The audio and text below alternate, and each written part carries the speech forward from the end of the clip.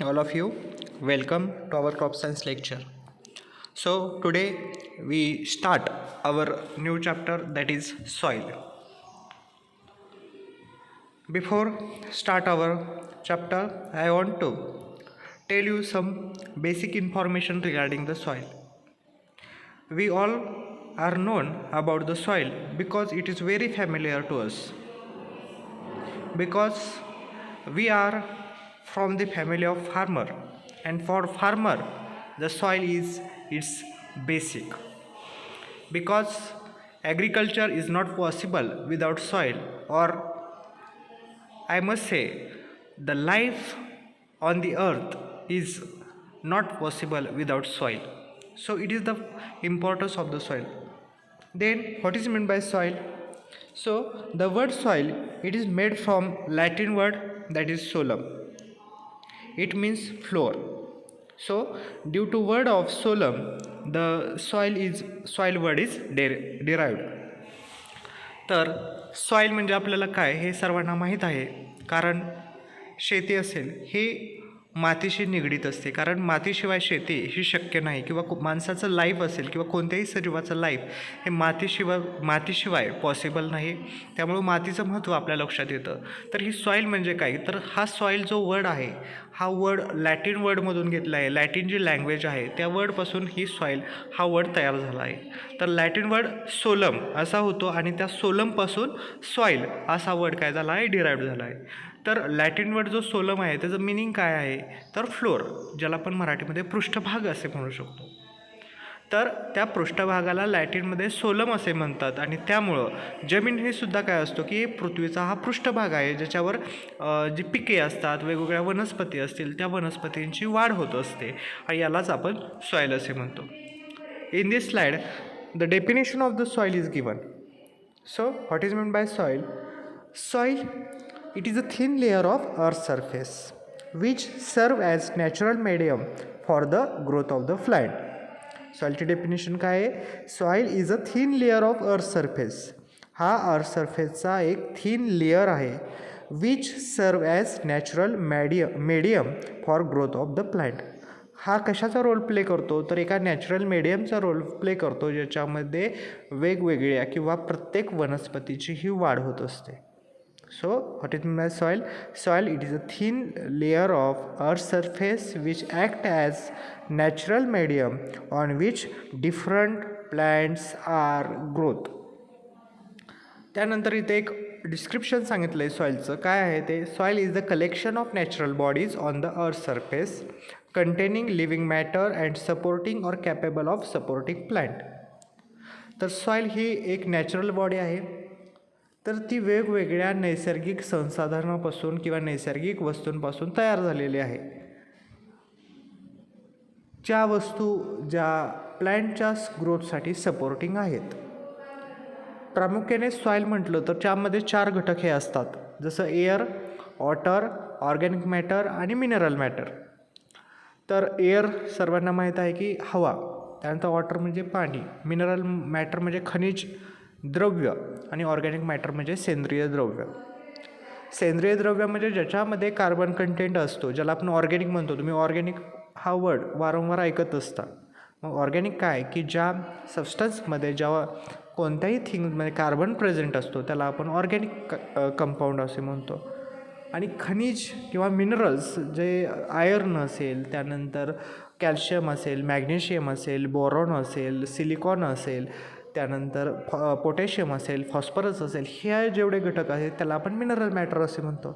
तर या 4 घटकांपासून ही सॉईल तयार झालेली असते. म्हणून इथं काय सांगितलं, it is a collection of natural bodies on the earth surface containing living matter. तर त्याच्यामध्ये लिव्हिंग मॅटरसुद्धा असतो, म्हणजे फ्लोरा आणि फोना. फ्लोरा याचा अर्थ डिफरंट ज्या वनस्पती आहेत ज्या सॉईलमध्ये वाढतात त्याला आपण मायक्रोफ्लोरा असे म्हणतो, आणि मायक्रोफोना म्हणजे डिफरंट ॲनिमल्स. मग त्याच्यामध्ये ॲनिमल्स म्हणा किंवा मायक्रो ऑर्गॅनिझम, जसं की फंगस असेल, बॅक्टेरिया असेल, त्यानंतर छोटे छोटे सरपटणारे जीव असतील, किडे असतील, इन्सेक्ट असतील, त्या इन्सेक्टच्या स्टेजेस असतील, त्यानंतर रेप्टाईल्स असतील. तर अशा प्रकारच्या ज्या गोष्टी आहेत त्याचा सॉईलमध्ये काय होतो, समावेश होतो. It is upper limit of the atmosphere or water and its lateral margin it grades to deep water barren area of rock and ice. Its lowest limit is normally considered to be rooting zone. तर हे जे limit सांगितले आहेत याचा अर्थ त्यांनी काय सांगितले आहेत की सॉईलच्या ज्या वरचा सरफेस आणि खालचा सरफेस याच्यामध्ये काय असतं हे ह्यांनी डिस्क्राईब केलेलं आहे. तर सॉईलचा जो पृष्ठभाग तुम्ही पाहिला तर त्यामध्ये तुम्हाला दिसून येतं की त्याच्यामध्ये डिफरंट म्हणजे पालापाचोळं ज्याला आपण ऑर्गॅनिक कन्स्टिट्युएंट म्हणू शकतो, त्यामध्ये माती असतं, त्याच्यामध्ये स्टोन्स असतात, जे खडे असतं ते असतात, रॉक असतात म्हणजे जे आपण खडकाळ जमीन असे म्हणतो किंवा जे खडक असतात त्यांचा समावेश असतो. तर जो लॅटरल झोन असतो ज्याच्यामध्ये माती म्हणजे किंवा रूटिंग एरिया ज्याच्यामध्ये वनस्पतींचे मुळं ही वाढत असतात तो एरिया असतो, तो त्याचा कसा असतो डाऊन लिमिट असतं. आणि त्या ज्या रिजनमध्ये सॉईलच्या ज्या भागामध्ये त्या प्लॅन्टची मुळं वाढतात त्या भागाला आपण काय म्हणतो रूट झोन असे म्हणतो. So it is the meaning of soil. या स्लाईडमध्ये आपण नक्की सॉईल म्हणजे काय हे पाहिलेलं आहे. So soil I already tell that it is a mixture of mineral matter, organic matter, gas and liquid. Gas it means air and liquid it means water. तर जे सॉईल आहे ते कशाचं मिक्सचर आहे, पाणी, हवा, ऑर्गॅनिक मॅटर ज्याला आपण सेंद्रिय पदार्थ असे म्हणतो आणि मिनरल मॅटर ज्याला आपण खनिज पदार्थ असे म्हणतो, अशा 4 कंपोनंटची मिळून ही माती किंवा सॉईल बनलेली असते. It is a natural body that exist as a part of the pedosphere and which perform 4 important function. First, it is medium for the plant growth. Second function, it is store of water. It is a store where water supply and purification. It is modifier of the atmosphere. तर ह्या ज्या 4 घटक आहेत ते म्हणजे सॉईलचे function आहेत. सगळ्यात महत्त्वाचं फंक्शन काय आहे की ही नॅचरल मीडियम आहे ज्याच्यामध्ये प्लॅन्टची वाढ होते किंवा प्लॅन्टची ग्रोथ ही सॉईलमध्ये होते, हे पहिलं फंक्शन. दुसरं, it is a source of water. आपल्याला माहिती आहे पाण्याची साठवण्याचं जे ठिकाण असतं ती म्हणजे सॉईल. मातीमध्ये पाण्याचा ठिकाणा असतो त्यामुळे त्याला काय म्हणतात, it is a source of water. दुसरी गोष्ट आहे, it supply water to the plant. सॉईलचं काम काय आहे की तिच्यामध्ये जे पाणी आहे ते पाणी प्लॅन्टला सप्लाय करायचं, हे दुसरं फंक्शन. तिसरं, प्युरिफिकेशन. तर तुम्हाला माहीत आहे की जेव्हा आपण विहीर खणतो किंवा विहिरीमध्ये पाझर दिसतात ज्याच्यामधून पाणी त्या विहिरीमध्ये येतं, याचा अर्थ काय होतं की आणि ते पाणी कसं असतं स्वच्छ असतं, पण सरफेसवरचं पाणी कसं असतं गढूळ असतं. मग जे विहिरीत पाणी येतं ते पाणी स्वच्छ कसं काय, ज्याच्यामध्ये मातीचे कण तुम्हाला दिसत नाही किंवा ते पांढरं शुभ्र पाणी तुम्हाला दिसतं. ही प्रोसेस कशाची असते तर प्युरिफिकेशनची प्रोसेस असते, ज्याला आपण पर्कोलेशन असे म्हणतो. म्हणजे जमिनीवर वाहणारं पाणी याच्यामध्ये माती असते आणि त्याच्यामुळे ते गढूळ दिसतं, परंतु ते पाणी काय होतं जमिनीमध्ये मुरतं याचा अर्थ ते ग्रॅव्हिटेशनल फोर्सच्या दिशेने वाहत असतं. ही प्रोसेस होत असताना ते काय होतं ॲटोमॅटिकली काय होतं प्युरिफिकेशन होतं. म्हणजे बऱ्याच वेळा विहिरीचे जो पाझर जर तुम्ही पाहिला, विहिरीत येणारं पाणी जर पाहिलं ते तर कसं असतं शुभ्र असतं, पिण्याला योग्य असतं. हे जे आहे त्याला आपण प्युरिफिकेशन म्हणतो. म्हणजे सॉईल कशाचं फंक्शन काय, it is a medium for the plant growth. Another, it is a source of water supply, it is a source of water purification, and most important, it is a modifier of the atmosphere. So these are the functions of soil. Then it is a habitat for organism that take part in the decomposition of the organic matter. Habitat ज्याला आपण निवारा असे म्हणतो. तर माती कुणाचा निवारा आहे तर मायक्रो ऑर्गॅनिझमचा. ही मायक्रो ऑर्गॅनिझमचा कशाची इम्पॉर्टंट रोल आहे तर डिकम्पोजिशनचा, ज्याला मराठीत आपण विघटन असे म्हणतो. तर मातीमध्ये जो पालापाचोळा आहे किंवा ऑर्गॅनिक कंपाऊंड आहे त्याचं विघटन किंवा कुजवण्याचं काम कोण करतात तर मायक्रो ऑर्गॅनिझम करतात. मग त्यामध्ये फंगस असेल तर काही बॅक्टेरिया असतील, हे ह्यांचा रोल कशामध्ये आहे तर डिकम्पोजिशनमध्ये. तर अशा मायक्रो ऑर्गॅनिझमसाठी सॉईल काय असते हॅबिटॅट असते म्हणजेच निवारा असते. Then if for the study of soil we go for their soil profile, and if we dissect the vertical section of the soil, different layers are shown. That layers are called as soil profile. तर आपल्याला जेव्हा सॉईलचा अभ्यास करायचा असतो ज्याला आपण pedology असे म्हणतो तर किंवा स्टडी ऑफ रॉक्स जेव्हा करायचा असतो त्यावेळेस काय केलं जातं सॉईलचं वर्टिकल सेक्शन घेतला जातो. जेव्हा आपण सॉईलचा वर्टिकल सेक्शन घेतो तेव्हा आपल्याला समजतं की ही सॉईल ही वेगवेगळ्या लेअरने बनलेली आहे. म्हणजे वरचा लेअर असतो तो वेगळा असतो. मग त्यामधलं कलर असतील, त्यामधलं मॅटर असतो, ज्याच्यामध्ये ते सॉईल प्रेझेंट, हे सगळं लेअरनुसार कसं आहे वेगवेगळं आहे. जेव्हा आपण सॉईलचा वर्टिकल सेक्शन घेतो त्यावेळेस आपल्याला त्या सॉईलचे वेगवेगळे लेयर्स दिसून येतात आणि या लेअरलाच आपण काय म्हणतो, हॉरिझन असे म्हणतो. आणि ही वर्टिकल सेक्शन जो आपण काढलेला आहे त्याला आपण सॉईलचा प्रोफाईल म्हणतो.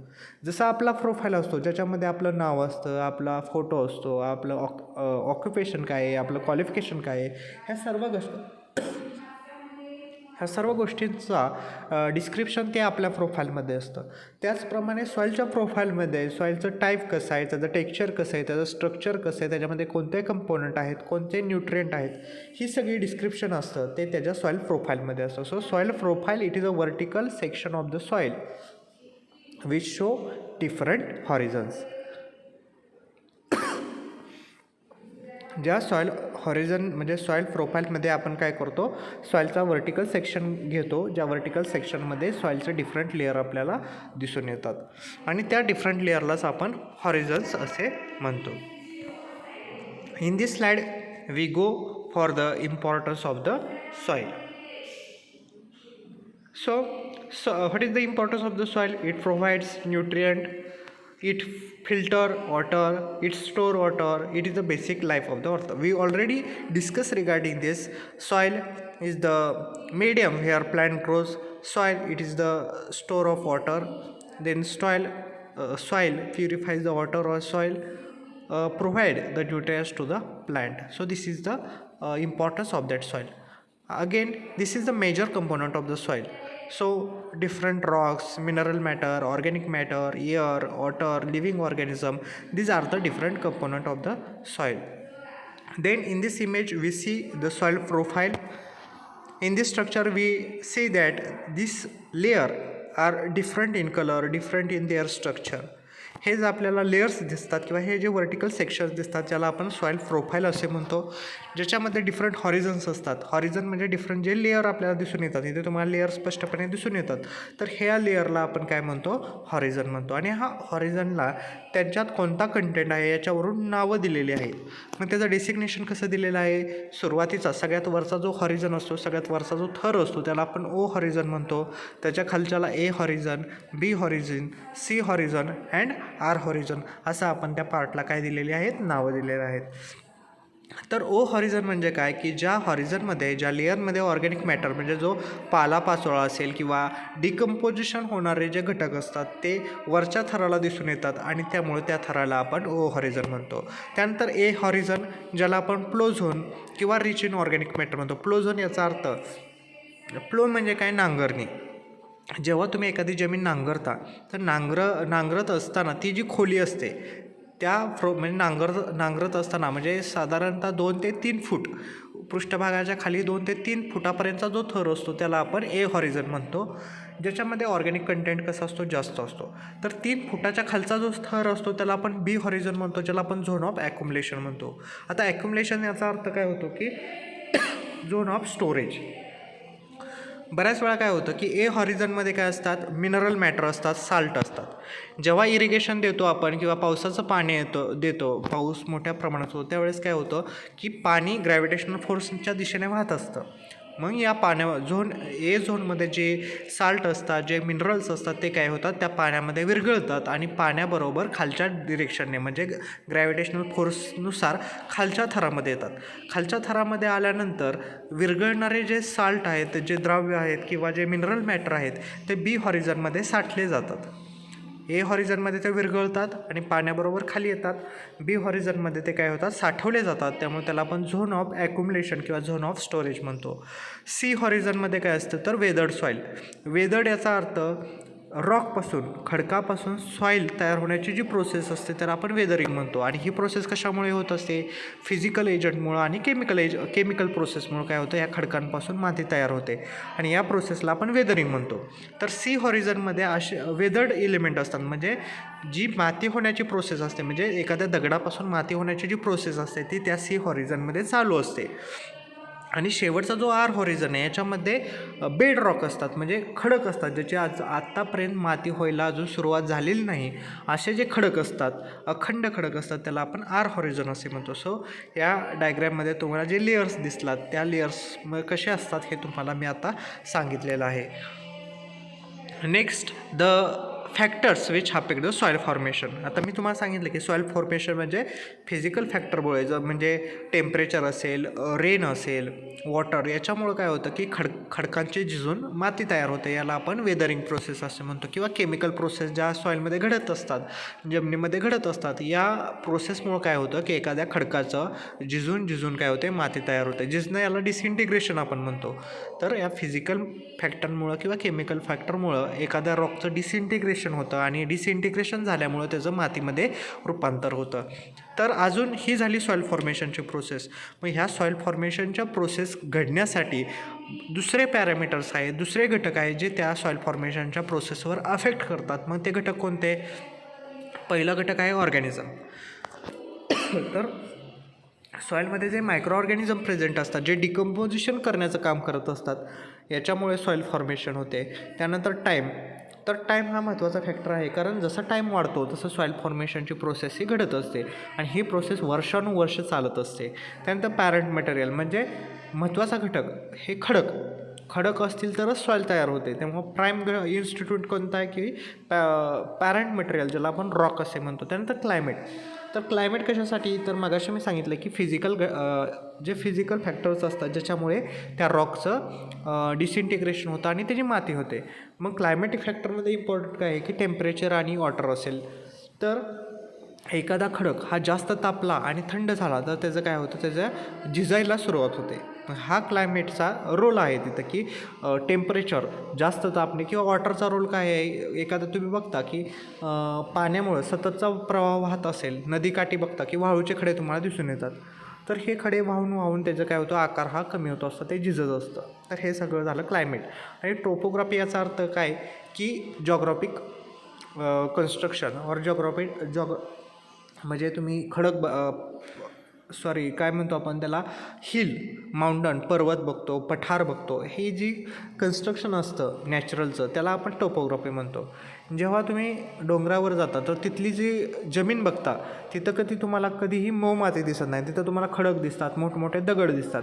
ह्याच्या ऑपोजिट जर त्याच्या पायथ्याशी तुम्ही जर बघितलं तर पायथ्याशी मऊ बारीक माती असते. याचा अर्थ काय की त्या डोंगरावरून पाणी वाहत असतं, पाण्याबरोबर ते मोठमोठे खडक हे खाली येत असतात आणि खाली येत असताना त्या खडकांचं डिसइंटिग्रेशन होतं आणि माती तयार होते आणि ही माती काय केली जाते, त्याच्या पायथ्याला साठवली जाते. हे जी गोष्ट आहे ती टोपोग्राफीमध्ये येते. So these are the different parameters which affect on the soil formation. हे असे घटक आहे जे सॉईल फॉर्मेशनवर काय करतात, अफेक्ट करत असतात. कोण? Organism, time, parent material, climate and topography. So in this lecture we see what is meant by soil, then we see what is the importance of the soil, then we see how the soil is formed, and we see what is meant by soil profile, how the soil structure, how the soil profile looks. Then we see the different horizons, and lastly we see the different factors which affect the soil formation. So now I am stop here. The further point or further points will be discussed in next lecture. So I am stop here. If you have any type of doubt and query regarding this soil profile or soil definition or importance of the soil, then please discuss with me. Thank you.